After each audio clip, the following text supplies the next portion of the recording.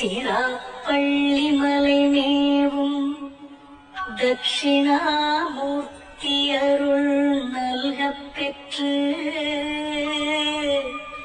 பராபரமும் எந்நாளும் பைங்கிளியும் பல பாவும் பாடி பாடி தராதலமாரிடற்கு எல்லாம் தன்னமிர்தமாய் தந்தருளும் தாயுமான நிராமயனார் அருள் பெரிய கவிதையினால் பொருளதனை நினைந்து வாழ்வார். சிவாய நம ஓம் சிவாய நம சிவாய நம ஓம் நம சிவாய சிவாய நம ஓம் சிவாய நம சிவாய நம ஓம் நம சிவாய சிவாய நம ஓம் சிவாய நம சிவாய நம ஓம் நம சிவாய சிவாய நம ஓம் சிவாய நம சிவாய நம ஓம் நம சிவாய சிவாய நம ஓம் சிவாய நம சிவாய நம ஓம் நம சிவாய சிவாய நம ஓம் சிவாய நம சிவாய நம ஓம் நம சிவாய நம பார்வதி பதையே. காலையில் பரிபூரணானந்தம் முதல் பாடலை பார்த்தோம். வாசா கைங்கரியம் அன்றி ஒரு சாதனம் மனோவாயு நிற்கும் வண்ணம் வாலாயமாகவும் பழகையறியேன் துறவு மார்க்கத்தின் இச்சை போல நேசானுசாரியாய் விவகரிப்பேன் அந்த நினைவையும் மறந்த போது நித்தரை கொள்வேன் தேகம் நீங்கும் என எண்ணிலோ நெஞ்சன் துடித்தயர்வேன். இது வரைக்கும் ஓரளவு பார்க்குறோம். மனிதனுடைய இயல்பு எப்பேற்பட்டது அப்படின்னு சொல்லி பார்த்தோம்னா எல்லாரும் சொல்லுவாங்க, ஆனால் செய்வது ரொம்ப கஷ்டம். சொல்லுவது யாவருக்கும் எளிதான் அறியவாம் சொல்லிய வண்ணம் அப்படின்றது எல்லாருக்கும் தெரிஞ்ச கதை. அதனால் நம்ம என்ன பண்ணணும் அப்படின்னா சொல்கிறதுக்கு முன்னாடி நம்ம செய்கிறோமா அப்படின்றத பெரியவங்க என்ன பண்ணுவாங்கன்னா யோசனை பண்ணி தான் சொல்லுவாங்க. நம்மளால் முடிஞ்சது தான் மற்றவங்களுக்கு சொல்லணும். அதனால தான் குழந்தைகளுக்கு நீ செல்ஃபோனை பார்க்காத அப்படின்னு சொன்னால் நீ மட்டும் என்ன நீ பார்க்குறல்ல அப்படின்னு சொல்லி திருப்பி கேட்கு. அப்படி யாராக இருந்தாலும் பார்த்தீங்கன்னா சொன்னதை செய் அப்படின்னு சொன்னால் செய்ய மாட்டாங்க. வாழ்த்து காட்டி நடந்து காட்டி நம்மளுடைய லைஃப்பில் அதை ஃபாலோ பண்ணால் தான் மற்றவங்க ஈஸியாக என்ன பண்ணுவாங்க, ஃபாலோ பண்ணுவாங்க. அப்போது வாசா கைங்கரியம் அப்படின்னு சொல்லும் பொழுது நான் சொல்வது செய்வது நினைப்பது நடப்பது எல்லாமே ஒன்று போல திரிகரண சுத்தி என்னிடத்தில் வேண்டுமே அப்படின்னு தாய்மானவர் சொல்கிறார். அதுதான் காலப்புறம் பார்த்தோம். வாசா கைங்கரியம் அன்றி ஒரு சாதனமும் நான் என்ன பண்ணலை, செய்யவில்லை. அதுவும் நான் மற்ற சாதனைகள்லாம் இருக்குது. மனதை ஒழுங்குபடுத்துவதற்கு மனதை அடக்குவதற்கு இன்னொரு சாதனை சொல்லப்பட்டிருக்கு. என்ன அப்படின்னா இப்போது உடலாலும் மனதாலும் புத்தியினாலும் வார்த்தைகளினாலும் நல்ல விஷயங்களை செய்வதை விட இந்த உடலுக்கு மனசுக்கு சம்பந்தம் இருக்குது, பிராணனுக்கு சம்பந்தம் இருக்குது, மூச்சிற்கு சம்பந்தம் இருக்குன்னு சொல்லி மூச்சை அடக்கி பார்க்கணும். மூச்சை அடக்கி அதை கொஞ்சம் பண்ணால் கொஞ்சம் ட்ரை பண்ணலாம். அது பண்ண உடனே என்ன ஆகுதுன்னா மனசு சாந்தி ஆகும். அதுக்காக தான் பார்த்திங்கன்னா 4 யோகங்களாக பிரித்து வைத்தார்கள். பக்தி யோகம், ஞான யோகம், கர்மயோகம் சொல்லி இருந்தாலும் ராஜயோக மார்க்கம் சொல்லி ஒன்று சொல்லி வச்சாங்க. அந்த நடைமுறையில் இருந்தது. பெரும்பாலும் மனதும் உடலும் மிக நெருங்கிய சம்பந்தப்பட்டிருக்கிறதுனால உடலை நம்ம ஒழுங்குபடுத்தினால், உடலை பிராணாயாமத்தின் மூலமும் பிரத்யாகாரம் தாரணையின் மூலம் ஜபதப தியானங்களின் மூலம் நேராக நிமிர்ந்து உட்கார்ந்து நல்ல சின்முத்திரையில் உட்கார்ந்து என நல்ல ஆசனத்தில் அமர்ந்து ஜபம் தியானம் செய்யும் பொழுது மனசு ஆட்டோமேட்டிக்காகவே என்ன ஆயிடுது, ஒரு ஒழுங்குபாட்டுக்கு வந்துடுது. அதாவது நான் பண்ணியிருக்கேன்னா அதுவும் பண்ணலை அப்படின்னு சொல்லி சொல்கிறார். வாலாயமாகவும் பழகையறியே மனோவாயு நிற்கும் வண்ணம். மனசு வாயு அப்படின்றது என்ன அப்படின்னா மனசு வாயு ரெண்டும் சம்பந்தப்பட்டது அஷ்டாங்க யோகம் தான். ஏம நியம ஆசனம் பிராணாயாம பிரத்யாகார தாரணை தியானம் சமாதி, இது 8 படிகள். அதையும் நான் என்ன பண்ணுறதில்ல நிற்கும் வண்ணம் வாலாயமாகவும் பழகியதே துறவு மார்க்கம் அப்படின்னு சொல்லி சொல்றாரு. ஒரு சாதனமன்றி இது சதாகால பூஜையாய் ஒப்புவித்தேன் கருணை கூர் அப்படின்னு சொல்லி தாய்மானவரே ஒரு இடத்துல பாடுறாரு. கொஞ்ச நாள் பண்ணிட்டு மறுபடியும் விட்டுறது அப்படிங்கிறது நம்ம வாழ்க்கையில் நிறைய பேருக்கு அப்படி தான் இருக்கும். அதையும் தாய்மானவர் ஒரு இடத்துல சொல்றாரு. ஒரு காலம் அன்று இது சதாகால பூஜையாய் ஒப்புவித்தேன். 24 hours இல்லை, 365 days ஆயுள் முழுவதும் நம்ம என்ன பண்ணி ஆகணும் அப்படின்னா இந்த ஒரு எது ஒரு விஷயம் செஞ்சாலுமே அதை கன்சிஸ்டன்சியாக செஞ்சாகணும் அப்படிங்கிறது. அதனால் அதை நம்ம பார்த்துருக்கோம். சாதனத்தில் முதிர்ந்து போக போக தான் என்ன ஆகுதுன்னா இன்னொரு விஷயம் என்ன அப்படின்னா வயசாக வயசாக நமக்கு என்ன ஆகுதுன்னா உடல் ஒத்துழைக்க மாட்டேங்குது. இளமையில் அது லௌகீகமாக இருந்தாலும் ஆன்மீகமாக இருந்தாலும் இளமையில் நம்ம அது வேகமாக செய்கிற மாதிரி முதுமை காலத்திலேயோ இல்லை 40-50 வயசுக்கு மேலே நம்மளால் என்ன பண்ண முடியல, செய்ய முடியல. உடல்நிலை மனசு அதற்கு இடம் தருவதில்லை. லேசினஸ் மட்டும் இல்லை, இயலாமை, அன்ஹெல்த்தினஸ் அப்படின்ற அளவுக்கு என்ன ஆயிடுதுன்னா உடல் பலகீனமாயிருது, மனசும் பலகீனமாயிருது. அதனால இடைவிடாத சாதனை அப்படிங்கிறது மனிதனிடத்தில் ஒரு குறையாகவே சொல்லப்படுகிறது. அப்போ இந்த நேசானுசாரியா விவகரிப்பேன் அப்படின்னு சொல்லி சொல்றாரு. துறவு மார்க்கத்தின் இச்சை போல துறவு மார்க்கம் என்பது எதையெல்லாம் விடணும் அப்படின்னு காலையில் பார்த்தோம். உலகம், உடைமைகள், உறவுகள், அப்புறம் உடைமைகள் அதிலே வந்துருச்சு. உடைமைகள், உறவுகள், உலகத்தை விட்டாகணும். உணவு, உறக்கம் இதெல்லாம் விட முடியாது, ஆனால் குறைக்கலாம். உணவையும் உறக்கத்தையும் ஒரேடியாக நம்ம தியாகம் பண்ண முடியாது, ஆனால் என்ன பண்ணலாம், குறைக்கணும். சில பேர் சொல்லுவாங்க வயசானா எனக்கு தூக்கமே வரமாட்டேங்குதுன்னு. அது மனோ வியாக்குலம் அல்லது கவலையினால் இருக்கலாம். இல்லை இயற்கையாகவே சில பேருக்கு வயசானா என்ன வராது, தூக்கமே வராது. அதனால் தூக்கத்தையும் உணவையும் நம்ம எந்த அளவுக்கு குறைக்கிறோமோ அந்த அளவுக்கு சத்துவகுணம் மேலோங்குகிறது. என்ன குணம் மேலோங்குகிறது? சத்துவகுணம். ஓயாமல் விவகாரம் பண்ணிக்கிட்டு இருந்தோம்னா ரஜோகுணம் அதிகமாக இருக்கும். உணவை பற்றிய சிந்தனையும் உடலை பற்றிய சிந்தனையும் இருந்தால் தமோகுணம் என்ன இருக்கும், அதிகமாக இருக்கும். நம்மளுடைய எய்ம் என்ன அப்படின்னா தமோகுணத்திலிருந்து ரஜோகுணத்துக்கு வரணும், ரஜோகுணத்திலிருந்து சத்துவகுணத்துக்கு வரணும். அதுதான் தாய்மானவர் சொல்கிறாரு. துறவு மார்க்கமே எப்படி அமைஞ்சிருக்கு அப்படின்னா எல்லாத்தையும் விடுவதற்காகத்தான் நம்ம என்ன பண்ணுறோம், துறவுக்கு அப்படின்னு சொல்லி போகிறோம். அப்போ துறவுன்னா நம்ம இல்லறத்தார்கள் துறவுக்கு போக முடியாது அப்படின்னா அதுக்கு தான் 4 ஆசிரமங்கள், 3வது ஆசிரமம் இல்லறத்தார்களுங்கிறே வைக்கப்பட்டிருக்குது. பிரம்மச்சரியம், கிரகஸ்தம், வானப்பிரஸ்தம். கணவனும் மனைவியும் மைதான காலத்தில் ஏதோ ஒரு ஆசிரமத்தில் போய் இருந்தோ இல்லை காசிக்கு சென்றோ என்ன பண்ணுறது அப்படின்னா உலக காரியங்களெல்லாம் விட்டுட்டு இடுப்பில் இருக்கிற கொத்து சாவியை மருமகள்கிட்ட கொடுத்துட்டு பேங்க் லாக்கர் சாவியை பிள்ளைகிட்ட கொடுத்துட்டு நம்ம என்ன பண்ணிடணும், எல்லாத்தையும் விட்டுட்டு எங்கே போனோம், காசி ராமேஸ்வரம் போனோம். தாய்மானவரே சொல்கிறார், மூர்த்தி தலம் தீர்த்தம் முறையாய் தொடங்கினவருக்கு ஒரு வார்த்தை சொல்ல சத்குருவும் வாய்க்கும் பராமரமே அப்படிங்கிறது. மூர்த்தி, தலம், தீர்த்தம் 3க்கும் போகணும். இல்லை நான் கொடைக்கானல் ஊட்டி தான் போவேன் சம்மருக்குன்னு சொல்லக்கூடாது. அது டூர். நான் சொல்கிறது என்னது அப்படின்னா யாத்திரை. யாத்திரையில் என்ன பார்க்கக்கூடாது, வெயில் பார்க்கக்கூடாது, மழையை பார்க்கக்கூடாது. நீங்கள் உண்மையிலே யாத்திரை பண்ணீங்கன்னா சாப்பாடு தானாகவே உங்களுக்கு என்ன பண்ண உங்களை தேடி வரும். அப்போ இல்லறத்தார்களுக்கு என்று என்ன சொல்லப்பட்டிருக்கு, பேர் என்ன, பிரம்மச்சரியம், கிரகஸ்தம், வானப்பிரஸ்த ஆசிரமம். இல்லை சாமி நான் வீட்டிலேருந்தே வானப்பிரஸ்த ஆசிரமம் பழகிறேன் அப்படின்னா இதெல்லாம் ஏமாற்றப்படாது. திருமூலர் பாடுறார், ஆசை படப்பட ஆய்வரும் துன்பங்கள் ஆசை விடவிட ஆனந்தமாமே. ஒவ்வொன்றா விட்டு பாருங்களேன். ஒரு வருஷத்துக்கு 10 ஐட்டம் விட்டுறோம், அடுத்த வருஷத்துக்கு இன்னொரு 10 ஐட்டம், இன்னொரு வருஷத்துக்கு 10 ஐட்டம். எத்தனை ஆச்சு? 5 வருஷத்துக்கு எவ்வளோ ஆச்சு? 50 ஐட்டம். என்ன சாமி ஐட்டம் சொல்லி சொல்கிறீங்களே, எதாவது வச்சுருக்கீங்களா? சாயந்தரம் வாங்க நான் எழுதி தரேன், என்னென்னலாம் நீங்கள் விட வேண்டியது இருக்குது லிஸ்ட் போட்டு தரேன். 108 இருக்குது. அஷ்டோத்தர மாதிரி எத்தனை இருக்கு? ஆமாம் 108 இருக்குது. எல்லாத்தையும் விடணும். ஒவ்வொன்றா விட்டு கொஞ்சம் கொஞ்சமாக விட்டு பாருங்கள். வரும்போது எல்லாத்தையும் நம்ம எடுத்துக்கிட்டு வந்தோமா? வரும்போது எப்படி வந்தோம்?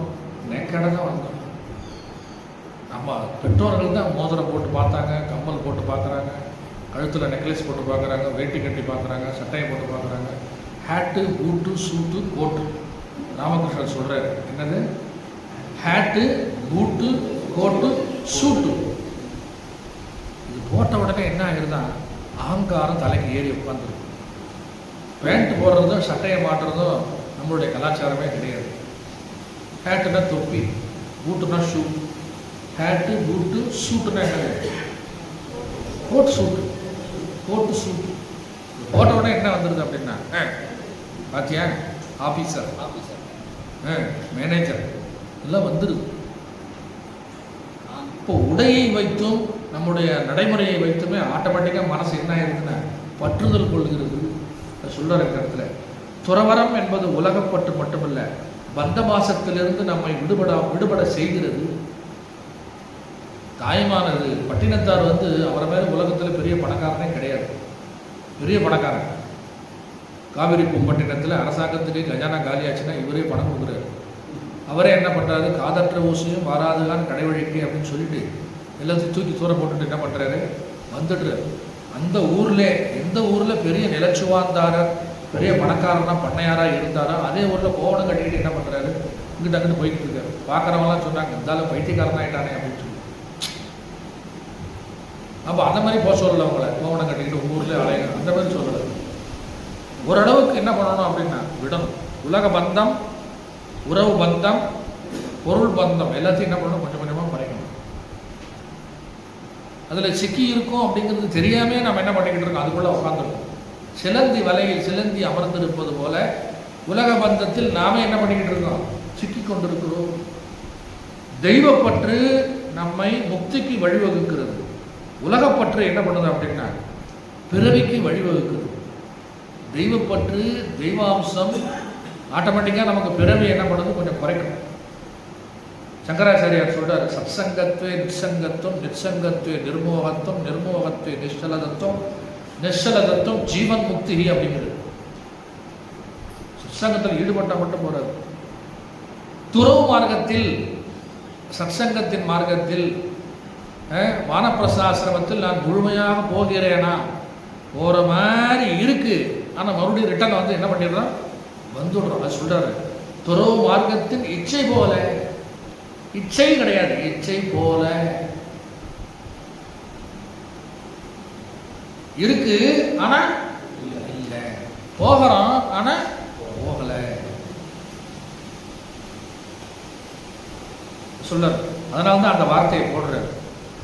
வாலாயமாகவும் பழகையறியின் துறவு மார்க்கத்தின் இச்சை போல, as though ஆங்கிலத்தில் சொல்றது என்னது, as though, as it is, அது போல இருக்கு ஆனா இல்லை. அந்த காலத்தில் தெருக்கூத்து நடிப்பாங்க, நாடகம். அதில் வேஷம்லாம் வேஷம் கட்டுவாங்க. ஆளை பார்த்தா அவனுக்கு மேக்கப்லாம் போட்டு பவுடர்லாம் போட்டு கரகாட்டத்துக்கு டான்ஸ்லாம் போடுவாங்க. பார்த்தா ரொம்ப விளக்கு வெளிச்சத்தில் அழகாக இருப்பான் ஆள், ஆம்பளையாக இருப்பான். அதுக்கப்புறம் பவுடர்லாம் கலைச்சிட்டு கழுவிட்டா அவன் முகத்தில் நம்மளால் என்ன பண்ண முடியாது, முழிக்க முடியாது, கட்டக்கரையில் இருப்பான். வேஷம் கலைஞ்சு போச்சு. அந்த மாதிரி நமக்கு பார்த்தீங்கன்னா வேஷம் கட்டுறோம். ஆனால் உண்மையிலே ஆராய்ச்சி பண்ணி பார்த்தோன்னா வேஷம் என்ன இருக்குது, உடனே போச்சுடா, அடாடா, பொய் வேஷமாலாம் இருக்குது. அது சொல்கிறார், தாய்மானவரே சொல்கிறார், துறவு மார்க்கத்துக்கு நிச்சய போல நேசானுசாரியாய் விவகரிப்பேன். ஆனால் நான் அந்த காசிக்கு போனேன், இந்த காசிக்கு போனேன், கைலாயத்துக்கு போனேன், அமர்நாத்து போனேன், கைலாயம் போனேன், அங்கே போனேன், இங்கே எல்லாம் போயிட்டு வந்துட்டேன் சாமி. ஆனால் கோயிலுக்கு போயும் போகிறேன் இல்லை. அந்த கரணம் அடங்கவில்லையே, என் செய்வது, தாய்மானவரே சொல்றார். துறவை பத்தி தாய்மானவரே சொல்றார். அந்த கரணம் அடங்க துறப்பதுவே எந்த துறவிலும் நன்று எந்தாய் பராபரமே அப்படிங்கிறது. அதுதான் துறவு அப்படிங்கிறது. அந்த கரணம் அடங்கலை அப்படின்னா அது துறவு கிடையாது சொல்றாரு. தெய்வப்பற்று முக்திக்கு வழிவகுக்கிறது. துறவரம், துறவு மார்க்கத்தில் முழு மனதோடு நான் செல்லவில்லையே அப்படிங்கிறது ஏக்கம் எனக்கு வந்துடுது. துறவு மார்க்கத்தில் இருப்பது போல நான் போறேன், தோன்றுகிறது. ஆனால் முழுமையாக என்னால் என்ன பண்ண முடியல, ஈடுபட முடியவில்லை. நயமா பேசுறேன், நேசானுசாரியாய் விவகரிப்பே. ஒருத்தர் கூட நான் ட்ரெயினில் ட்ராவல் பண்ணேன். ஒரு பெரியவர், 70 வயசு 69 வயசு இருக்கும்னு நினைக்கிறேன். மதுரையிலிருந்து ரிஷிகேஷ் வரைக்கும் போனேன் ட்ரெயினில். நல்ல பக்தர், பழுத்த பக்தர். அவர்கிட்ட நான் ட்ராவல் பண்ணேன். இங்கேருந்து நீங்கள் ட்ரெயினில் மதுரையிலேருந்து ஹரித்வார் ரிஷிகேஷ் போகிறீங்க அப்படின்னா ஹசரத் நிசாமுதீனில் போய் நிப்பாட்டிடுவோம். கிட்டத்தட்ட 54 மணி நேரம் ஆகும்.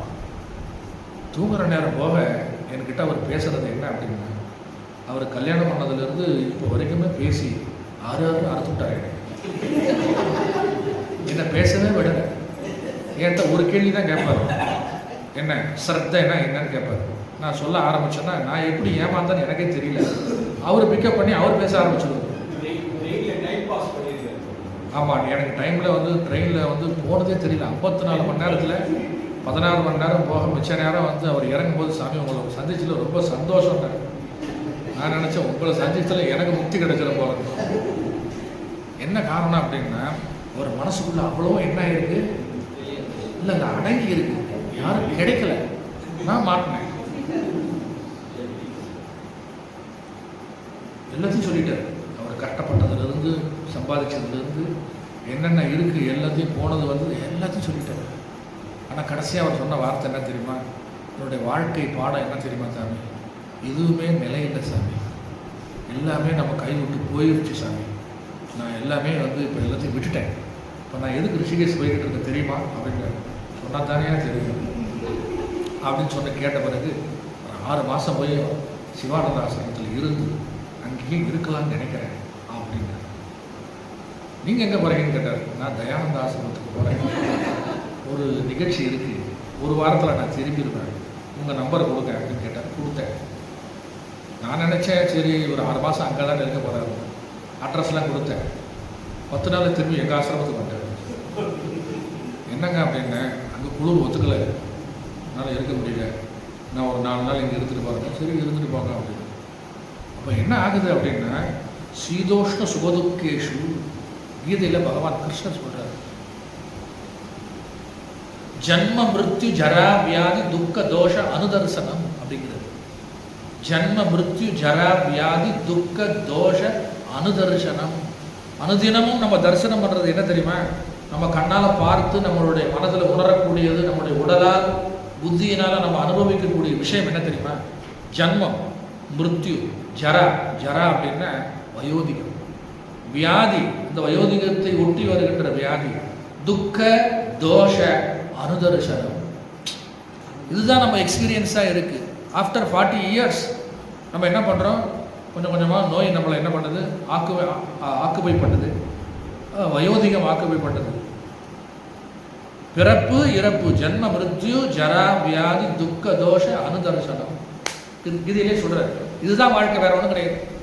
நீ என்ன பொருளை சம்பாதிச்சாலும், என்ன உறவுகளை சம்பாதிச்சாலும், என்ன வந்து பணம் சம்பாதிச்சாலும், வண்டி வாகனங்கள், வீடு, நிலவலம் என்ன சம்பாதிச்சாலும் சரி, அது ஏதோ அது வந்து இன்ட்ரெஸ்டாக இருக்கிற மாதிரி ஒரு சந்தோஷத்தை கொடு.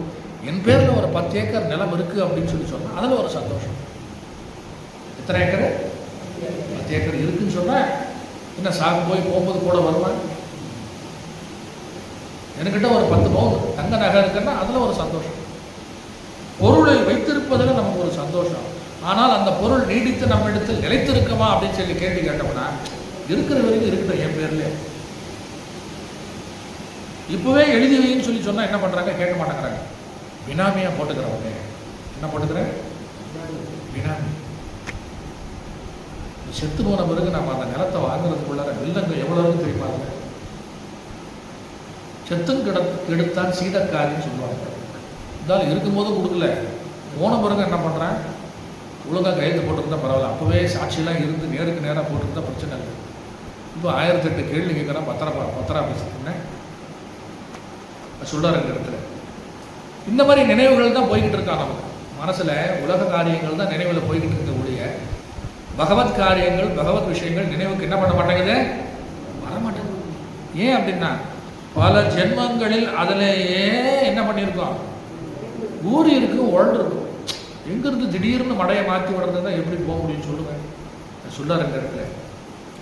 அந்த நினைவையும் மறந்தபோது, எந்த நினைவை மறந்தபோது, உலக காரியங்கள் மற்ற விவகாரங்கள்லாம் பண்ணிக்கிட்டு இருக்கும்போது கொஞ்சமோண்டு தெய்வத்தை பற்றிய நினைவு, இறைவனை பற்றிய நினைவு, இதெல்லாம் வந்து போய் வந்து எல்லாமே ஒரு கொலாபரேஷன் ஆகும்போது, எந்த நினைவையும் மறந்தபோது, உலக நினைவுகள்லாம் மறந்தபோது, தெய்வ நினைவு, தெய்வத்தை பற்றிய பகவத் சத்சங்க விஷயங்களை நினைக்கும் போது என்ன ஆகுது, அதையும் கொஞ்ச நேரம் மறந்து இருக்கணும்னு சொல்லி பார்த்தா அந்த நேரத்தில் எனக்கு என்ன வருது, நித்திரை கொள்வேன், தூக்கம் வந்துடும். இதே வந்து செல்ஃபோனை பார்க்குறோன்னு வச்சுக்கோங்க, டெய்லி தள்ளிக்கிட்டே இருக்கும். இன்ஸ்டாகிராம், யூடியூப், ஃபேஸ்புக்கு, லொட்டு லொஸ்க்கு, சாட் ஜிபிடி, என்னென்ன எல்லாம் பார்க்குறோம்னா தூக்கமே வரமாட்டேன். அதை பார்த்தாலே வராதான், நம்ம பிரெயினே வந்து போயிருக்கிறாங்க. ஆனால் வந்து அந்தரேவத்தில் உட்காடுறோம், வேறு இடத்துல ஒரு சின்ன ஒரு நல்ல ஒரு விஷயத்தை கேட்குறோம், பாகவதம் கேட்குறோம் அப்படின்னா அப்படியே நேராக பார்த்துக்கிட்டு இருக்கும்போதே என்ன வருது நமக்கு, அது ஏன் அப்படி, என்ன காரணம் அப்படின்னா மனசு வந்து அதை லயிச்சு அதை லைக் பண்ணுது. செல்ஃபோனை வந்து என்ன பண்ணுது மனசு, ஊர் விஷயம் பார்க்குது. ஜந்தர் மந்தரில் என்னாச்சு, மோடி எங்கே போயிருக்காரு, திரு விஜய் என்ன பண்ணுறாரு, என்ன இத்தனை பேர் இத்தனை கட்சியிலிருந்து எங்கே தாவி இருக்காங்க, இதை பார்க்கும்போது நமக்கு டேஸ்டாக இருக்கு. மனசுக்கும் டேஸ்ட்டாக இருக்குது, கண்ணுக்கும் டேஸ்ட்டாக இருக்குது, புத்திக்கும் டேஸ்ட்டாக இருக்குது, தூக்கம் வர மாட்டேங்குது, இன்ட்ரெஸ்டாக இருக்குது. ஆனால் இந்த மாதிரி விஷயங்கள் அந்தரியாகவும் சொல்லலை, நான் மற்ற விஷயங்களை மடைமாற்றும் பொழுது என்ன ஆகுது அப்படின்னா ஆட்டோமேட்டிக்காக என்ன வந்துடுது, அப்படியே ஒரு ஒரு மந்தமான நிலைக்கு போயிடுறோம். அவரே தாய்மானவரே சொல்கிறார் என்ன அப்படின்னா, இதில் பாருங்க, துறவு மார்க்கத்து நிச்சய போல நேசானுசாரை விவகரிப்பேன், அந்த நினைவையை மறந்த போது தியானம் பண்ணணும் நமக்கு ஞாபகம் வரும். உலக காரியங்கள்லாம் மறந்துடுறீங்க, இறைவனை வந்து பஜனை பாடியாச்சு, சகஸ்ரநாமம் சொல்லியாச்சு, கொஞ்சம் நேரம் தியானம் பண்ணுவோம் அப்படின்னு சொல்லி தியானத்தில் உட்காந்தா ஒரு 5 நிமிஷம் தியானத்தில் உட்காரோம் அப்படின்னு சொன்னால் நம்ம ஆட்டோமேட்டிக்காக நம்ம எங்கே போயிடுறோம், அப்படியே ஆடிக்கிட்டே போகிறோமா இல்லையா, தூக்கத்தில் போயிடுது. எல்லாரையும் சொல்லலை, நான் ஒரு அனுபவத்தை சொல்கிறேன். தியானம், ஜபம், இந்திரியங்களை அடக்கணும் அப்படின்னு சொல்ல உடனே என்ன எது கொண்டு அப்படியே இழுத்துட்டு போயிருக்குன்னு சொல்கிறார் தாய்மான. சொல்கிறார், நேசானுசாரிய விவகரிப்பேன், அந்த நினைவையை மறந்தபோது நித்திரை கொள்வேன். என்னாச்சு, நித்திரை தூங்குவேன். இப்படியே தூங்கி தூங்கி தூங்கி தூங்கி காலம் கழிச்சு அடுத்த ஸ்டெப் என்னாச்சுன்னா, தேகம் நீங்குமென எண்ணிலோ நெஞ்சம் துடித்தயறவே. இத்தனை நாளைக்கு இந்த உடம்பு தாங்கும், நேற்றுக்கு இருந்த மாதிரி இன்னைக்கு இருக்கா, இன்றைக்கு இருப்பாரே நாளைக்கு இருப்பார் என்று எண்ணவோ திடமில்லையே, ஏது வருமோ அருகிலே கட்சியே கம்பனே. இன்னைக்கு இருக்கிறோம், இன்னைக்கு நைட்டு தூங்குறோம், நாளைக்கு எந்திரிப்போமா அப்படிங்கிறது யார் கையில் இருக்கு. திருவள்ளுவர் சொல்றாரு, உறங்குவது போலும் சாக்காடு, உறங்கி விழிப்பது போலும் பிறப்பு. தினம் தினம் செத்து செத்து நாம் என்ன பண்றோம், பிறக்கிறோம். As per law of Vedantic law, Vedantic text என்ன சொல்லுது, உலக பொதுமறை என்ன சொல்லுது அப்படின்னா, நீ தினந்தோறும் எங்கே போகிற, மரணத்துக்கு போகிற, எந்திரிச்சாதான் உண்டு, போனால் போனது தான், அப்படியே போக வேண்டியதுதான். தூக்கத்தில் இத்தனை பேர் என்ன பண்ணுறாங்க, மரணத்துக்கு போகிறாங்களா இல்லையா. அதனால் திருவள்ளுவர் சொல்கிறார், உறங்குவது போலும் சாக்காடு, சாக்காடுன்னா சுடுகாடு, உறங்கி விழிப்பது போலும் பிறப்பு அப்படிங்கிறது. நம்ம தினந்தோறும் உயிர் வாழ்வதற்காக சம்பாதிக்கிறோம் இல்லையா, எவ்வளோ கஷ்டப்படுறோம். அந்த செத்து செத்து பிழைக்கிறது அதை சொல்லலை இவர். என்ன கொரோனா காலத்தில் எல்லாரும் நம்ம என்ன பண்ணோம், செத்து செத்து பிழைச்சோமா, என்ன யாரையும் பார்க்கவும் கூடாது, கை குலுக்க கூடாது, பேசப்படக்கூடாது, ஓடி போயிருக்கு. எப்போ, கொரோனா டைத்தில். கொரோனாவுடன் சேர்ந்து வாழ பழகி கொள்ளுங்கள் அப்படின்ட்டாங்க கடைசியில். சொன்னா இல்லையா, நான் என்ன சொல்றேன், இறைவனோட சேர்ந்து வாழ பழகி கொள்ளுங்கள்ல கேட்க மாட்டேங்கிறீங்க. இல்லை சாமி, நாங்கள் அப்படிதான் இருக்கோம், இருக்கிற மாதிரி இருக்குன்னு சொல்றாரு தாய்மா. அப்படிதான் இருக்கிறீங்க, ஆனால் உள்ளுக்குள்ள மனசுக்குள்ள போய் உங்களை ஒரு கொக்கி போட்டு கேட்டு என்ன அப்படி பதில் சொல்லு அப்படின்னா போச்சு. சந்தேகமாக தான் இது சொல்கிறார். இப்போ தேகம் நீங்கும் என எண்ணிலோ நெஞ்சம் துடித்தயர்வே. ஒரு ஸ்பெஷல் மனிதனுக்கு புத்தி என்னன்னா, யாருமே இந்த உலகத்தை விட்டு போக விரும்புறது இல்லையா. உண்மையிலேயே மனசை தொட்டு சொல்லுங்க, மனசாட்சியோடு பேசுங்க. தாய்மாவர் கேட்குற கேள்வி, இந்த உலகத்தை விட்டு போகிறதுக்கு யாருக்காவது விருப்பம் இருக்கா சொல்லுங்க. மனசு கஷ்டப்பட்டுக்கிட்டு இருக்கீங்க, வியாகுலமாக இருக்குது அப்படின்னா போனால் போகிறோன்னு சொல்லிடுவீங்க. போனால் போக ரெடியாக தான் இருக்குன்னு சொல்லுவோம். சந்தோஷமாக இருக்கிறீங்க, நோய் நொடி இல்லை, என்ன வேலைக்கு சாப்பாடு நல்லா கிடைக்கிது, டிவி பார்க்குறோம், செல்ஃபோன் பார்க்குறோம், எங்கே போனாலும் வண்டி வாகனங்கள் காரு வசதிலாம் இருக்குது, 1000 ஏக்கர் தென்னந்தோப்பு இருக்குது, எப்போ வேணாலும் இளநீ சாப்பிடலாம், என்ன நல்லா வசதியாக இருக்கிறீங்க, ஜோராக இருக்கிறீங்க, நோ கவலை. போக விரும்புவீங்களா? பேச்சு முடிச்சுட்டாங்க இல்லை, யாராவது விரும்புவாங்க? நமக்கு என்ன கவலை கிடக்குது, இருப்பப்பா, லெட் அஸ் என்ஜாய். அதான் ஒருத்தரை கேட்டேன், ஒரு காலேஜ் கல்லூரி இளைஞனை பார்த்து கேட்டேன், உன்னுடைய குறிக்கோள் என்ன அப்படின்னு. ஜாலியாக இருக்கணும் சாமி. என்ன சொல்கிறேன், இதை படிக்க வேண்டாம் மேடம். படிக்கிறேன், அதுக்கு இடையில நான் எப்படி இருக்கணும், ஜாலியாக இருக்கணும். என்ன jolly, what is mean by jolly சொல்லு அப்படின்னா, நல்லா சாப்பிடணும், நல்லா விளையாடணும், நல்லா தூங்கணும், அப்புறம் என்னென்ன சினிமா நல்லா பார்க்கணும், நல்லா என்ஜாய் பண்ணணும், காசு சம்பாதிச்சு எல்லாத்தையும் செலவு பண்ணணும், எதுவுமே வச்சுக்கூடாது அப்படிங்கிறான். உண்ண உணவு, உடுக்க உடை, இருக்க இடம், இதுக்கு மேலே நம்ம என்ன வந்தாலும் நம்ம அனுபவிக்கிறதுக்கு தான் ரெடியாக இருக்கவே ஒழிய தியாகம் பண்ணுறது முந்தியோ அட போட இந்த உலகத்தை விட்டு சீக்கிரம் போயிடுவோம் யாராவது நினைக்கிறாங்களா? ரொம்ப கஷ்டமாக இருக்குது, இருக்க முடியல, இந்த உடலில் உயிர் இருப்பதற்கு தகுதி இல்லை அப்படிங்கிறத நாமளே உணர்ந்த பிறகு சரி போயிடுவோம். அந்த நேரம் தான் கேட்கறது, இறைவா உனக்கு கண்ணு இல்லையா, என்னை கூப்பிட்டுட்டு போகக்கூடாதா? எப்படி அவன் கூப்பிடும் போதெல்லாம் நீங்கள் போக தயாராக இல்லை.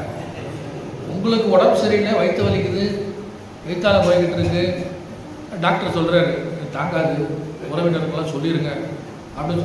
நீங்கள் படுத்துக்கிட்டு இருக்கீங்க பெட்டில், நீங்கள் உணர்வோடு தான் இருக்கிறீங்க, காது நல்லா கேட்குது, நோயாளிக்கு 80 வயசு, பக்கத்தில் ஒரு 2 அடி தள்ளி டாக்டர்கிட்ட குசு குசுன்னு பேசுகிறாங்க உறவினர்களாம்.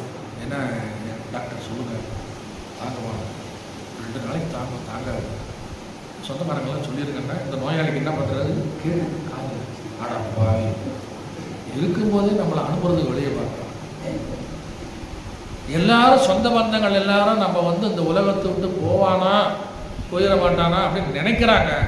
அந்த நேரம் தான் நமக்கு எப்படி வருமா அப்படின்னா சரி போயிடுவோம், யாருமே நம்ம இருக்கிறது விரும்பல போல. அந்த நேரம் தான் இறைவா யம தர்மராஜா நான் ரெடியாக இருக்கேன் நீ வா அப்படின்னு சொன்னால் வந்துடுவானா? அது அவனுக்குரிய நேரத்தில் தான் வருவான். சொல்றாரு இந்த இடத்துல, தேகம் நீங்கும் என எண்ணிலோ சொந்தக்காரங்க, டாக்டரு, ஒரு சில இடங்களில் டாக்டர் என்ன சொல்கிறாருன்னா, சார் போயிடும் போல இருக்குது, க்ளோஸ் பண்ணிடுங்க, பில்லு போட்டிருங்க அப்படிங்கிறாங்க, டிஸ்சார்ஜ் பண்ண சொல்கிறாங்க. டாக்டர் என்ன சொல்கிறாரு, இல்லை இங்கே இருக்கட்டும் 2 நாளைக்கு நான் காப்பாற்றுறேன் அப்படிங்கிறார். மேலே கடவுள் பார்க்குறாங்க, நாளைக்கு நைட்டு நான் எடுக்க போகிறேன், இவன் என்னமோ என்ன சொல்கிறான், டாக்டரு காப்பாற்ற போகிறேன் அப்படிங்கிறார். சொந்தக்காரங்களும் பணக்காரங்களாம் என்ன பண்ணுறாங்க, கோடீஸ்வரர்கள் என்ன பண்ணுறாங்க, எவ்வளோ செலவானாலும் பரவாயில்ல டாக்டர், இவர் எப்படியாவது என்ன பண்ணுறீங்க காப்பாற்றிருங்க அப்படிங்கிறார். டாக்டருக்கு லக்கு அடிச்சு போடு பேக்கேஜ் நம்பர் 4 என்னடா அப்படின்னா வென்டிலேஷன். பேக்கேஜ் நம்பர் 4 என்னது, ventilation with food facility, doctor facility, nurse facility, ஒரு நாளைக்கு 1 லட்சம் ரூபா போடு. இந்த பக்கம் ஒரு பைப்பு, இந்த பக்கம் ஒரு பைப்பு, எல்லாம் போட்டு எல்லாம் ஸ்ட்ரெச் போட்டு எல்லாம் போட்டு, காற்று ஒரு பக்கம் போகுது, ஃபுட்டு ஒரு பக்கம். ஆனால் ஆளை என்ன பண்ணிக்கிட்டு இருக்கா, காப்பாற்றுறாங்க, தேவையான.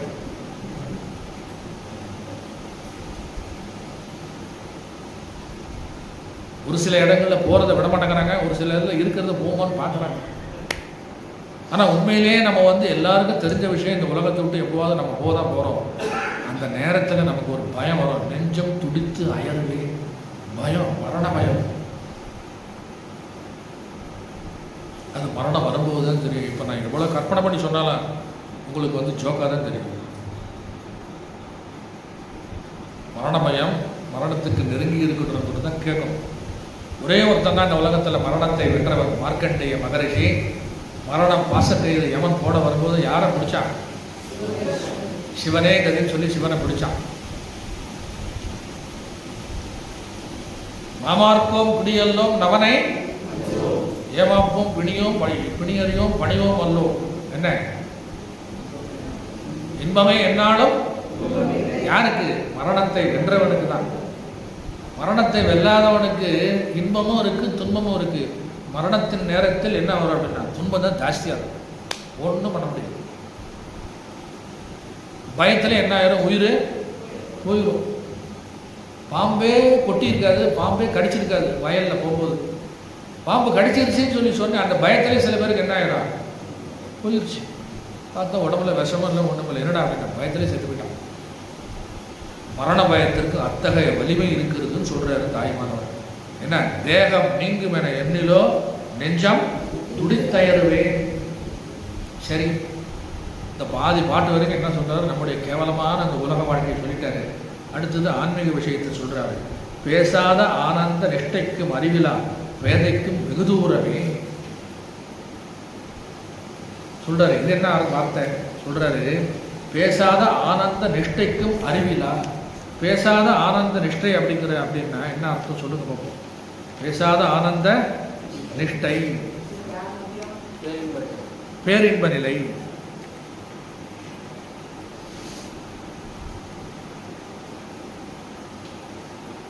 உண்மையிலே நமக்கு 2 இடங்கள்ல ஆனந்தம் வருது. ஒன்று, தூங்கும் போது ஆனந்தம் கிடைக்குது. என்ன கிடைக்குது? நிஷ்டையிலையும் ஆனந்தம் கிடைக்கும் சொல்றாரு இந்த இடத்துல. அதாவது கார் இருள். என்னது? கார் இருள். பிரகாசமான சூரியன் ஒளியில் கண் தெரியாது. இது உதாரணம் சொல்றேன். சூரியன் இருக்கு பார்த்தீங்கன்னா, பயங்கர வெளிச்சமா இருக்கு. 12 மணி சூரியனை நேராக பார்க்க முடியுமா? கண்ணு கூசும். அதே போல கார் இருள், கும் இருட்டு, டென்ஸ் டார்க்னஸ், இல்லை டென்ஸ் ஃபாரஸ்ட், அந்த மாதிரி ஒரு இருட்டு. அதையும் கண்ணில் பார்க்க முடியுமான்னா கண்ணு தெரியாது. இது 2த்தையும் உபமானம் சொல்லிக்கிட்டார் தாய்மான. Dense forest or dense darkness, deep dense darkness. 3 சொல்கிறேன், நல்லா கேட்டுங்க. Deep dense darkness. இதுதான் தூக்கம். தூக்கத்தில் நமக்கு என்ன அப்படின்னா ஒன்றும் தெரியாது. ஆனால் நம்ம சுகத்தை அனுபவிக்கிறோமா இல்லையா? தூங்கி எந்திரிச்ச பிறகு சுகமாக தூங்கினேன், யாருமே என்னை எழுப்பலை, 8 மணி நேரம் போனதே தெரியவில்லை. ஆனால் நான் நன்றாக தூங்கினேன் என்று சொல்வதற்கு ஒரு ஆள் அங்கே இருக்கான். எந்திரிச்ச பிறகு என்ன பண்ணுறீங்க? நம்ம தூங்கினேன்னு சொல்கிறீங்க. அது யார் அப்படின்னா மனசாட்சி, புத்தி, ஆத்மா அந்த இடத்துல என்ன பண்ணிக்கிட்டு இருக்கு? விழிப்பு நிலையில தான் இருக்கு, சாகலை. அதையே தாய்மானவர் என்ன சொல்றாரு? நிஷ்டைக்கு உதாரணம் சொல்லுகின்றார். சூரியனை நேரடியாக பார்ப்பது எப்படியோ நினைவு நிலையில் அது மாதிரிதான் நிஷ்டை. தூங்குறது எப்படி அப்படின்னா கும் இருட்டு காட்டுக்குள்ள போற மாதிரி சொல்றாரு இந்த இடத்துல. சூரியனை நேரில் பார்க்க முடியாது, கார் இருளையும் கும் இருட்டையும் பார்க்க முடியாது. நிஷ்டையும் தூக்கமும் 2 எதிர் துருவங்கள். என்னது? நிஷ்டையும் தூக்கமும். நிஷ்டையில் அப்படி உட்காந்துருக்கோம். என்ன கொஞ்சம் கொஞ்சமாக நகர்ந்து அப்படியே இந்த பாருங்க, நான் சொல்கிற பேர் நகர்ந்து அப்படியே பின்னாடி போயாச்சு. செவுத்துக்கு சாஞ்சிக்கிட்டு இருக்காரு. தலையும் அப்படி சாய்ச்சாச்சு, அது சாய்ச்சாச்சு. நான் ஒரு ஜோக்கு சொல்லலை, நிஷ்டைக்கும் தூக்கத்துக்கும் வித்தியாசம் சொல்கிறேன். இப்போ அவர் தியானம் பண்ணிக்கிட்டு இருக்காரு.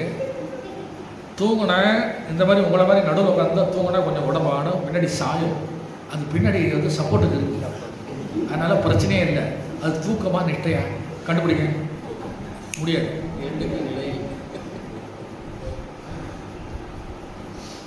அப்போ தாய்மானவர் சொல்றாரு, நிறைகுடம் இருக்கு, காலிகுடம் இருக்கு.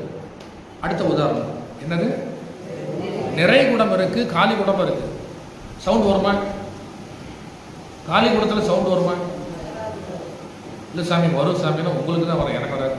இந்த கல் உள்ள போட்டு கடக்கடன்னு ஆட்டலாம். காலியான குடத்தில் என்ன வராது? சப்தம் வராது. நிறைந்த தண்ணீர் நிறைந்த குடத்திலும் என்ன வராது?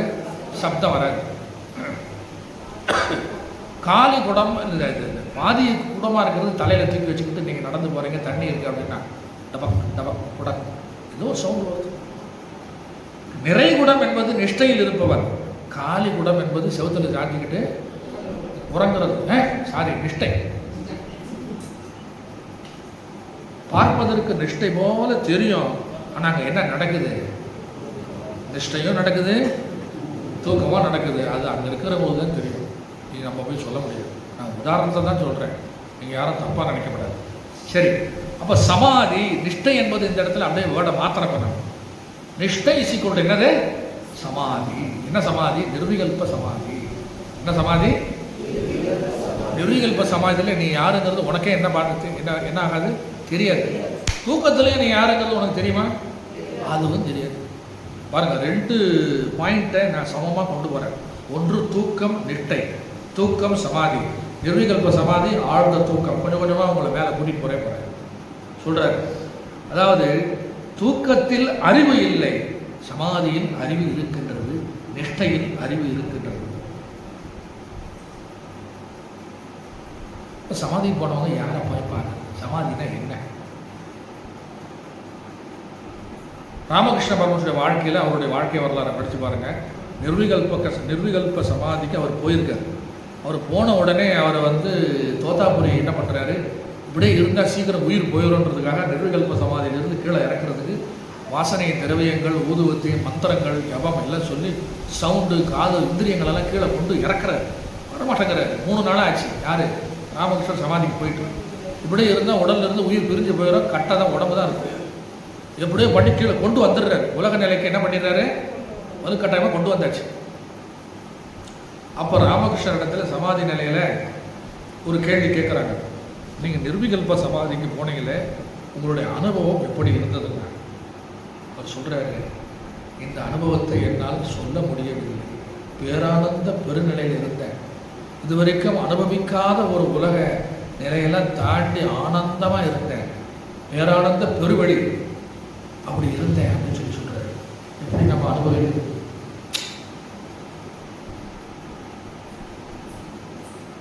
நெய்யில் சொட்ட சொட்ட சொட்ட அல்வா கொடுக்குறேன். யாருக்கு? உங்களுக்கெல்லாம் கொடுக்குறேன். சாப்பிட்றீங்க. சாப்பிட்ட பிறகு எப்படி இருந்துச்சு அப்படின்னு கேட்டால் உங்களால் என்ன பண்ண முடியும்? நல்லா இருந்தது, அவ்வளோதான், சூப்பர், அவ்வளோதான் சொல்ல முடியும்.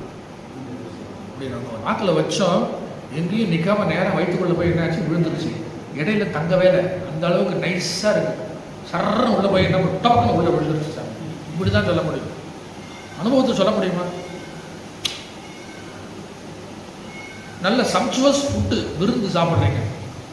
இல்லை ஒரு பருப்பு குழம்பு, ஒரு நெய், வத்த குழம்பு, புளிக்குழம்பு, சாம்பார், ரசம், தயிர் வடை, ஒரு பொரியல், அவியல், ஒரு கீரை கூட்டு, அப்பளம், வடகம், ஒரு குலோப்ஜாம், மாப்பழா, வாழை, ஒரு ஐஸ்கிரீம், ஒரு முடிக்கும் போது ஒரு பீடா, இதெல்லாம் சாப்பிட்டு முடிச்சுட்டு என்கிட்ட சொல்கிறீங்க, நல்லா அந்த சாப்பிட்டேன், அருமையான சாப்பாடு சாமி, நான் சாப்பிட்ட சாமிங்க, என்ன நல்லா போட்டிருந்தாங்க, இதெல்லாம் சொல்கிறீங்க. இது எப்படி இருந்தது நான் கேட்குறேன். என்ன சொல்லுவீங்க? எல்லாம் அருமையாக, அவ்வளோதான். அதுக்கு மேலே ஒன்றும் வார்த்தைகள், அந்த வார்த்தையை கூட உங்களால் என்ன சமாஜ நிலையில் என்ன பண்ண முடியாதா? சொல்ல முடியாது. அதனால் சொல்கிறாரு, பேசாத ஆனந்த நிஷ்டைக்கும், அதான் வார்த்தை. தூக்கத்தில் யாராவது பேசுகிறீங்களா? இல்லை சாமி, சில பேர் இருக்காங்க, நான் கூட்டிகிட்டு வரேன். அது பிணத்துறது. தூக்கத்தில் என்ன பண்ணுறது? உளர்றது. அது வேற கேட்டகரி, அது நம்ம நைட்டுக்கு பேசிக்குவோம். பேசாத ஆனந்த நிஷ்டைக்கும் அறிவிலா பேதைக்கும் வெகுதூர். பேதை என்ன தெரியுமில்ல? அறியாமல் இருப்பவன், தூக்கத்தில் இருப்பவன், அஞ்ஞானத்தில் பேதைக்கும் வெகு தூரமே. இது மலை, அது மடு.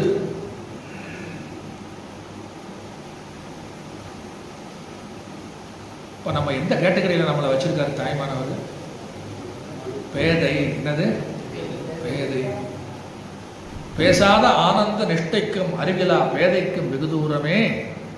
இதுதான் வித்தியாசம் அப்படிங்கிறார். நிஷ்டைக்கும் தூக்கத்திற்கும், நிர்விகல்ப சமாதிக்கும் தூக்கத்திற்கும் என்ன வித்தியாசம் அப்படின்னா, இப்படி தான் பாகுபடுத்துது. ஒன்று சூரியன், இன்னொன்று கார் இருள். ரெண்டுத்திலுமே கண்ணு என்ன பண்ணாது? பார்க்க முடியாத சூழ்நிலை. இன்னொன்று ஆழ்ந்த உறக்கம், இன்னொன்று ஆழ்ந்த சமாதி நிலை.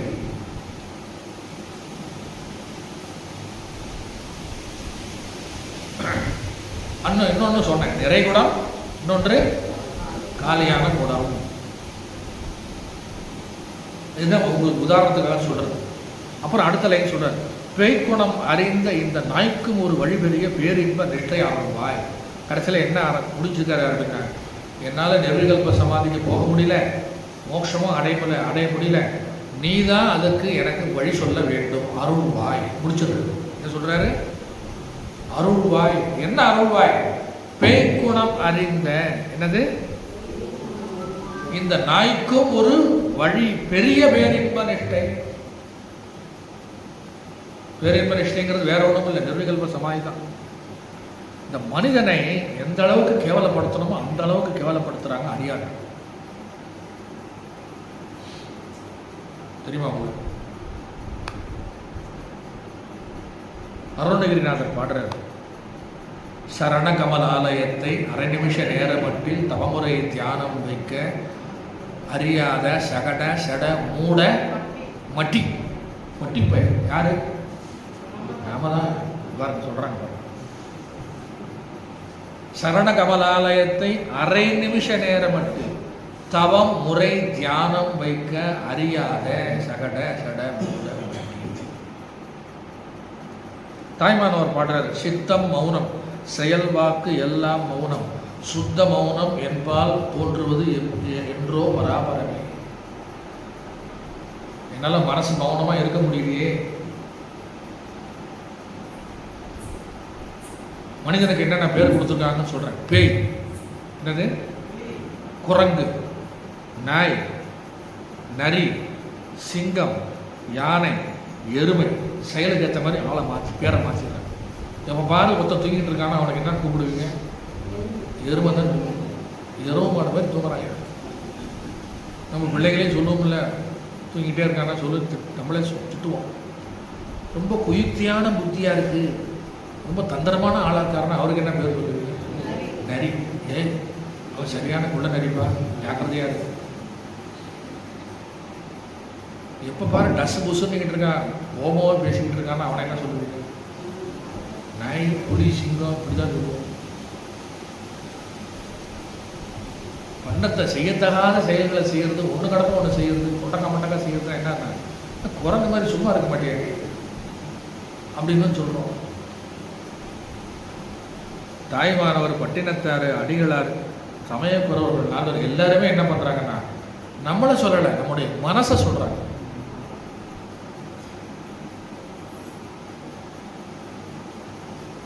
அதனால தாய்மானவர் இதுல ரெண்டு மட்டும் எடுத்துக்கிறாரு, பேய், நாய். என்னது? ஆமா, மனிதன் அப்ப என்ன பண்றான்? உலகத்துக்காகவும் உறவுகளுக்காகவும் உடைமைகளுக்காகவும் பொருளுக்காகவும் பணத்துக்காகவும் பட்டம், பதவி, பொருள், வீடு, நிலம், காரு, பங்களா, இதெல்லாத்துக்காக அலையறான், நல்லா அலையறான். நான் ஏன் பேய அலையறேன்? எதற்காக அப்படின்னா அவனுடைய செயல், அவனுடைய மனப்பான்மை அதுக்கு ஏற்ற மாதிரி மனுஷனா இருந்தாலும், உருவத்தில் மனுஷனா இருந்தாலும் புத்தியும் மனசும் என்னவாயிருது? மிருகமா மாறிடுது. ஆனால் அப்படிப்பட்ட மனிதனையும் இறைவனுடைய அருளால் நல்வழிப்படுத்த முடியுமா அப்படின்னா முடியும். இறைவனுடைய அருள் இருந்தா எல்லாமே என்ன ஆகிடும்? ஒரு நிமிஷத்தில் மாறணும். அருணகிரிநாதர் திருவண்ணாமலையில் கிளிகோபுரத்தில் இருந்து தற்கொலை பண்ணிட்டு தான் போனார். ஆனால் முருகன் வந்து என்ன பண்ணாரு? கையில் ஏற்றி நாட்டில் என்ன பண்ணிட்டாரு? எழுதிட்டார். நீ இப்போ வேலை ஆரம்பிச்சாச்சு. அந்த பழைய சாப்டர் என்னாச்சு? முடிஞ்சது. புது சாப்டர் ஆரம்பிச்சது. சாப்டர் 2, சிங்கம் 2. என்ன சிரிக்கிறீங்க? இப்ப பாருங்க, நான் சொல்றேன். சிங்கம் 1 பார்த்தாச்சு, இப்ப சிங்கம் 2, 3 கூட வரப்போகுதுன்னு சொல்றாங்க. பாருங்க, வந்துருச்சான். எனக்கு தெரியும். பாருங்க, இந்த பக்கம் பாருங்க, வந்து முடிஞ்சிருச்சான். என்னத்த சொல்றேன்? இப்படிலாம் உங்களை லைவா நான் கொண்டு போக வேண்டியது. அது மாதிரி ஃபர்ஸ்ட் சாப்டர் முடிஞ்சுது அருணகிரிநாதருக்கு. அடுத்த சாப்டர் என்னோட திருப்புகழ் தான். முத்தை தர பக்தி திருநகை அத்திக்கரை சத்தி சரவண முத்துக்குரு வித்து குருபர, அவ்வளோதான் ஆரம்பிச்சிட்டார் சந்த திருப்புகழ். இறைவனால எது வேணாலும் என்ன பண்ண முடியும்? பண்ண முடியும். ஆனால் அதுக்கு உண்டான கர்ம வினை நேரமெல்லாம் வந்து அவர் என்ன பண்ணுறாரு? அதை அதுக்கு ஏற்ற மாதிரி நீங்கள் அவரிடத்துல நம்ம வந்து ஒப்படைக்கணும். ஐயா, நான் பண்ண தப்பெல்லாம் போகிறோம், சரண்டர், டோட்டல் சரண்டர். என்ன சரண்டர்? சும்மா கொஞ்சம் நெஞ்செல்லாம் கிடையாது, மோர் தென் 100% சரண்டர். ஆஸ்பத்திரிக்கு வந்து நோயாளி அட்மிட் பண்ண போது ஒரு கிரிட்டிக்கலான ஆப்ரேஷன் சொல்லி சொன்னால் டாக்டர் என்ன பண்ணுறாருன்னா கையெழுத்து வாங்குறாரு. யாருக்கிட்ட? ரிலேஷனுக்கிட்ட. கணவனுக்கு மனைவி, மனைவிக்கு கணவன், தாய் தகவல் எல்லாம் கையெழுத்து வாங்குறாங்க. அதில் என்ன எழுதியிருப்பாங்க தெரியுமா? பார்க்காம கொள்ளாமல் கையெழுத்து போட்டுறாரு. என்ன ஆனாலும் நீங்கள் தான் பொறுப்பு, நாங்கள் பொறுப்பு இல்லை. ஆனால் பணம் மட்டும் எனக்கு எவ்வளோ கொடுத்துருணும், நான் கேட்குறது பில்லு கட்டி ட்ரை பண்ணி பார்க்குறேன், அறுக்கிறேன், பார்ப்போம் உள்ளே என்ன இருக்குன்னு தெரியாமல் நான் என்ன பண்ணுறது? போனால் போனது தான், வந்தால் வந்தது தான். அதுக்கெல்லாம் நம்ம வந்து யோசனை பண்ணிவிட்டு சரி பரவாயில்ல போடு, சமர்ப்பயாமி போடு கையெழுத்து சொல்கிறார். இந்த இடத்துல பெய்க்குணம் அறி இந்த மாதிரிலாம் இருக்குது உலகத்தில். அப்பேற்பட்ட எண்ணெய் எத்தனையோ பேர் ஆட்கொண்டு இருக்கின்றாய், என்னையும் நீ என்ன பண்ற அப்படின்னா அருள்வாய். அவன் அருளாலே. ஆமா, அதுக்கு நீ என்ன பண்ணணும் அப்படின்னா இமைப்பொழுதும் எண்ணெஞ்சில், அதுக்கு இது, இதுக்கு அது. இமைப்பொழுதும் நீங்காம நீ நினைச்சாதான் அவனுடைய அருள் என்ன பண்ணோம் இருக்கும் சொல்றாரு இடத்துல. பேய்க்குணம் அறிந்த இந்த நாய்க்கும் ஒரு வழிபெரிய பேரின்ப நிஷ்டை அருள்வாய். பாச அடவிக்குள்ளே செல்லாதவர் பொருள் பழுத்தொழுகு தேவதருவே. அடவி அப்படின்னா என்ன சொல்லுது? அடவி, காடு. பாச அடவி அப்படிங்கிறாரு. என்ன அடவி? பாசம்னா அவர் சொல்றாரு என்னென்ன அப்படின்னா, பெண்டு பிள்ளைகள் பண்டு பலாதிகள். தாய்மானவருக்கு உரை எழுதியிருக்கு அவர் சொல்றாரு. பெண்டு பிள்ளைகள் பண்டு பலாதிகள் அப்படின்னு எழுதுறாரு. அப்படின்னா டோட்டலா A to Z. பெண்டு பிள்ளைகள் பண்டு பலாதிகள் அப்படின்னா புத்திரேஷன, மித்ரேஷன, சரீரேஷன, லோகேஷன, மித்ரேஷன, லோகேஷன. என்ன சாமி என்னென்னமோ சொல்றீங்க? ஃபர்ஸ்ட் எடுத்த உடனே புத்திர வாஞ்சை ஒரு மனிதனை விடாது, மனைவி மேல இருக்கிற வாஞ்சை விடாது. புத்திரேஷன, தாரேஷன, லோகேஷன, சரீரேஷன, மித்ரேஷன, ஃப்ரெண்ட்ஸ் சர்க்கிள். புத்திர, மித்ர, சரீர, தார, அப்புறம் என்ன லோமேஷன. நிறைய சொல்றாங்க, 15 இருக்கு மொத்தம். நான் 5 தான் சொல்றேன், டைம் இல்லை. புத்திரேஷன, சரீரேஷன, மித்ரேஷன, லோகேஷன, தாரேஷன. தாரம்னா யாரு? தாரா, மனைவி. அப்படியே வந்து பார்த்தீங்கன்னா லேடிஸுக்கு மாற்றிக்கோங்க. புருஷேஷன, புருஷர், வீட்டுக்காரர், விட்டுட்டு போக முடியாது. ஸோ அவங்களுக்குள்ள போட்டி, நீ முன்னாடி போவியா நான் முன்னாடி போவேன். இந்த மாதிரி சொல்லுது. இல்லை, என் ஜாதகத்தில் நான் தான் முன்னாடி போகிற மாதிரி இருக்கு. ஆஹா, நீ உன் ஜாதகம் பொய். என் ஜாதகத்தை வச்சு தான் உன்னை கல்யாணமே பண்ணியிருக்கேன், நான் தான் முன்னாடி போவேன். எப்படி? இதோ பாவம், கடைசியில் 2 பேரும் சேர்ந்தே போயிடுறாங்க ஆக்சிடென்ட். என்ன பண்ண முடியும்? அது சொல்றாரு இந்த இடத்துல. 3 விதமான விஷயங்கள் இருந்தாலும் இதில் வந்து பாச அடவி அப்படின்னா, இந்த பாச அடவி, பாச அடவிக்குள்ளே செல்லாத, இதுக்குள்ள போகாத ஆள் யார் இருக்கா சொல்லுங்க போனாங்க? எல்லாருமே போன ஆள் தான். பாசாடவிக்குள்ளே செல்லாதவருக்கு அருள் பழுத்தொழுகு தேவதருவே. பழுத்த மரத்துல தான் என்ன கிடைக்கும்? பழம் கிடைக்கும். அந்த பழமும் பழுத்துருச்சு அப்படின்னா நம்ம பறிக்கலைன்னா ஆட்டோமேட்டிக்காக மரத்துல இருந்து என்ன ஆயிருதான் விழுந்த பிறகு நம்ம சாப்பிடும் போது என்ன பண்றோம் அப்படின்னா, மேல் பத்தில் இருக்கிற சதையை மட்டும் எடுத்துட்டு உள்ள இருக்கிற கொட்டையை என்ன பண்ணிட்டோம்? தூக்கி போட்டுரும். அந்த உதாரணத்தை சொல்றாரு. பழுத்து ஒழுகுன்னா கீழே விழுறது. தேவதரு, அந்த கற்பக விருட்ச மரத்துல ஒரு பழம் இருக்கு அப்படின்னா, அந்த பழம் என்ன ஆகுது? பழுத்து தானாகவே கீழே விழுந்து பறவைகள்லாம் கொத்தி முடிஞ்சா அது மிச்சம் என்ன இருக்கு அப்படின்னா அதுவும் சத்து இல்லாத கொட்டை தான். இந்த கொட்டையை வந்து நீங்க விதைச்சிங்கன்னா வரும், அது வேற விஷயம். இறைவன் எப்படி இருக்காரா? உன்னிடத்தில் இருக்கின்ற தேவையில்லாத விஷயங்கள் எல்லாம் எடுத்து தூர தூக்கி போட்டுட்டா அவர் உன்னையே என்ன பண்றாரு? அழைத்துக் கொள்கின்றார். தேவையில்லாத விஷயம் என்ன அப்படின்னா இது சொல்றாரு கேட்குற.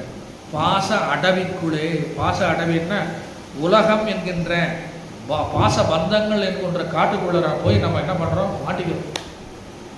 அந்த அடவிக்குள்ளே போகலை அப்படின்னா சீக்கிரமாகவே நம்ம இறைவனை என்ன பண்ணுறார், நம்மளை வந்து ஆட்கொண்டு நம்ம மேலிடத்துக்கு கொண்டு செல்லுகின்றார். அதனால தான் சுந்தரமூர்த்தி நாயனாருக்கு வந்து கல்யாணம் ஆகும்போது என்ன பண்ணுறாரு, வந்து தடுக்கிறாரு. ஏய் எந்திரி, நீ வந்து எனக்கு அடிமை அப்படிங்கிறாரு. அவர் சொல்கிறாரு, நான் ஒன்றெல்லாம் உனக்கு அடிமை கிடையாது. இவர் பத்திரத்தை எடுக்கிறாரு. மூளை ஓலை, உன் பாட்டேன் முப்பாட்டேன் அப்பன் உன் பரம்பரையே எனக்கு அடிமை அப்படிங்கிறது. ஒரு சுந்தரமூர்த்தி நாயனார் கேட்குறாரு, உனக்கு என்ன பைத்தியமாயா, நல்ல நேரத்தில் வந்து நீ இப்படி பண்ணிக்கிட்டு இருக்க? பாச அடவிக்குள்ளே அவர் எதுக்குள்ளே போகிறாரு, இப்போ பாச அடவிக்குள்ளே போகிறாரு. அந்த நேரம் பார்த்து தலைவர் வந்துடுறாரு. ஊர் ஜனங்கள்லாம் சொல்கிறாங்க, நியாயம்தான், எந்திரி, மணமேடையை விட்டு எந்திரி. அவர் சொல்கிறாருல, பின்னாடியே போ அப்படின்னு சொன்ன உடனே இந்த ஓலையை கொஞ்சம் கொடு அப்படின்னு சொல்லி ஓலையை வாங்கி நெருப்பில் என்ன பண்ணிடுறாரு, கிழிச்சு போட்டுருக்காரு. அப்போவே வந்து இந்த திருட்டுத்தனம் நடந்துருக்கு.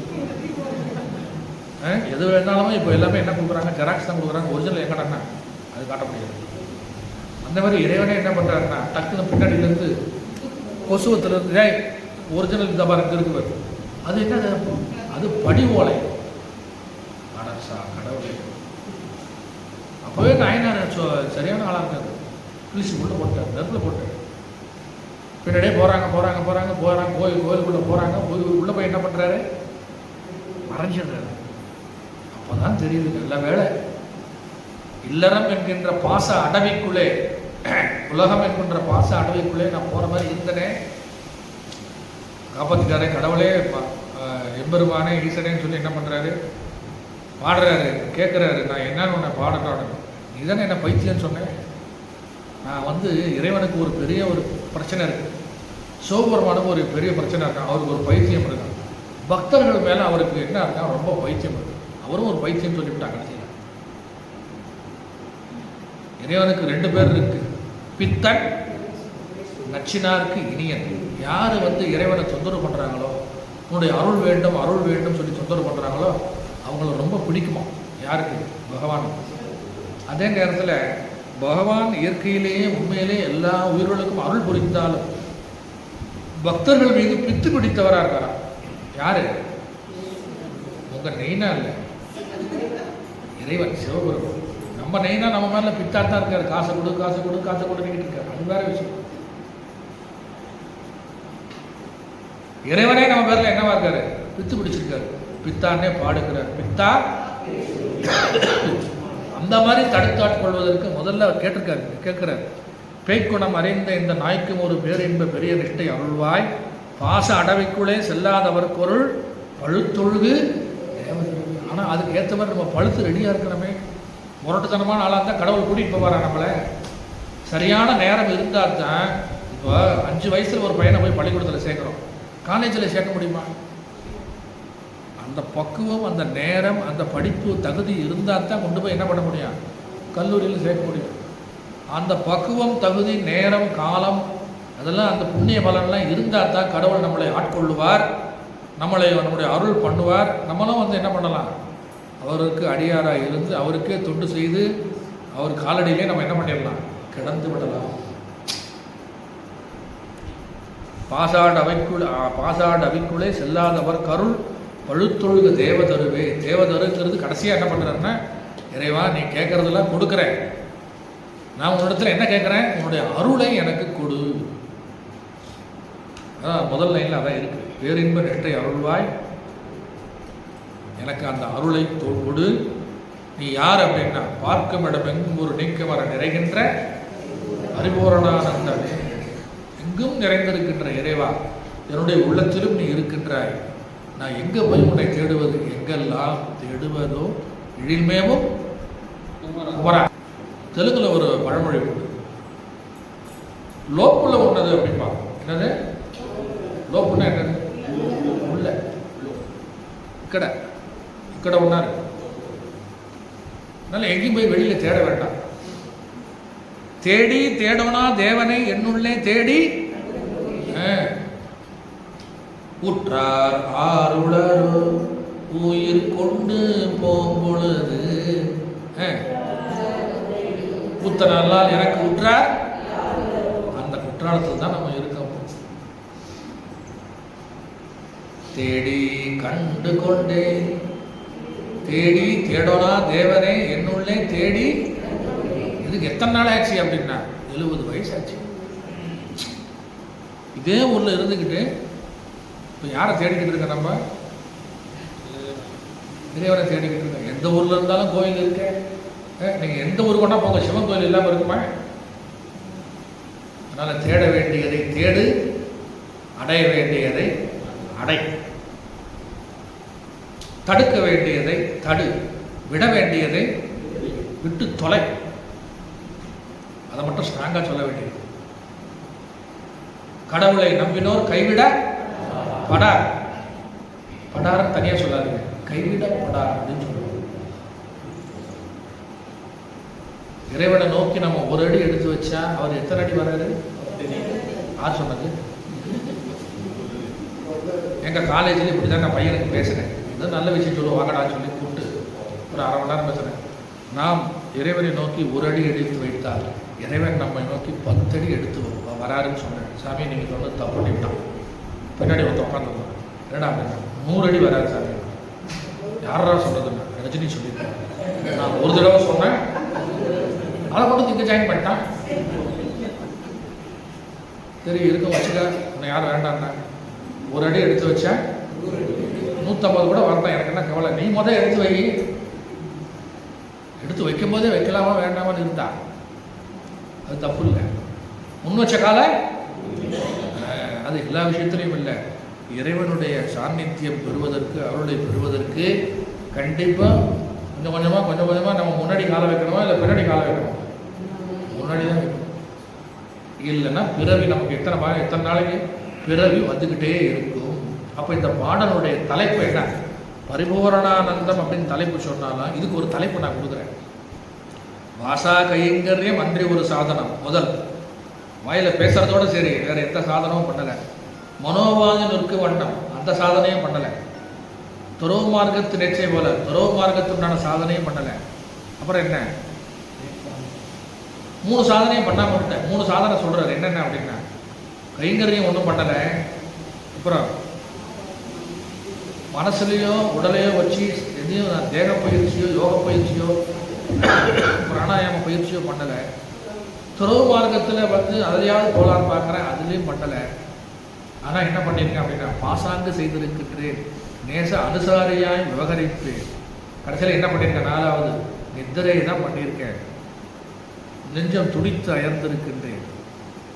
அவனால் இந்த பாடலுக்கு ஒரு தனி தலைப்பு கொடுக்கலாம். என்ன அப்படின்னா, நாம் செய்ய வேண்டிய சாதனை என்னது? இறைவனுடைய அருளை பெறுவதற்கு நம்ம என்ன பண்ணியாகணும்? சாதனை செய்ய வேண்டும். சாதனையின்றி ஒருவர் சாதிப்பார் உலகில் இல்லை. சாத்தியம் சாதனம் 2 வச்சுக்கோங்க. சாத்தியம் அடையக்கூடியது, அடைய வேண்டியது, அடையப்படுவது முடியும் கண்டிப்பாக. ஆனால் நமக்கு உண்டான சாதனையில் நம்ம என்ன பண்ணுறோம்? முன்னேற்றம் அடைவதில்லை. அதை பற்றி நினச்சி பார்க்கறதில்லை. பரிபூரணானந்தம் அப்படிங்கிற தலைப்பு இருந்தாலும் இந்த பாட்டுக்கு முக்கியமான தலைப்பு என்ன அப்படின்னா, பக்தனின் சாதனை அப்படின்னு ஒரு தலைப்பு வச்சு, அதுதான் தாய்மானவர் சொல்கிறார். முக்கியமானது நம்ம எதெல்லாம் கோட்டை விடுறோமோ, எதெல்லாம் மாற்றி செய்கிறோமோ அதில் இதை கொண்டு வந்துட்டு முக்கியமான பாடல். ஒரு தடவை இந்த பாடலை படித்து மனப்பாடம் பண்ணி அதை சிந்தனை பண்ணி அதை வந்து மறுபடியும் நம்ம படித்து பார்த்தா தான் அர்த்தம் வந்து விளங்கும். அதனால தான் தாய்மானவர் பாடல்லாம் வந்து என்ன அப்படின்னா அருளாளர்கள் பாடல். என்ன பாடல்? ஆமாம், அது வந்து சாதனத்துக்கு ரொம்ப நல்லது.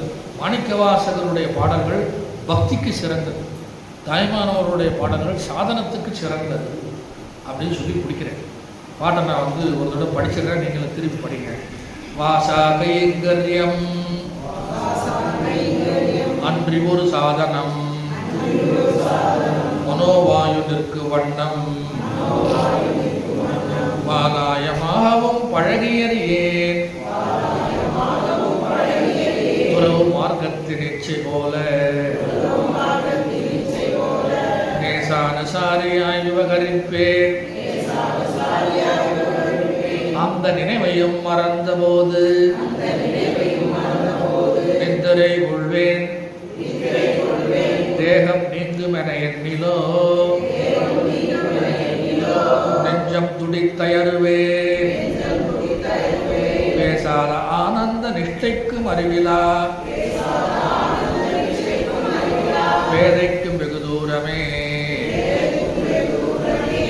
வேட்குணம் அறிந்த இந்த நாய்க்கு ஒரு வழி பெரிய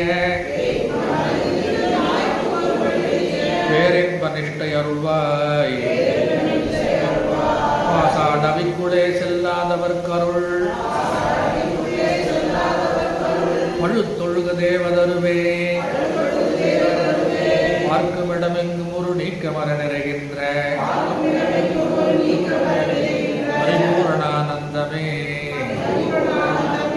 பார்க்குமிடமெங்கும் ஒரு நீக்கமர நிறைகின்ற பரிபூரணானந்தமே நம பார்வதி பதையே தாயுமானவர் திருவடிகள் போற்றி போற்றி.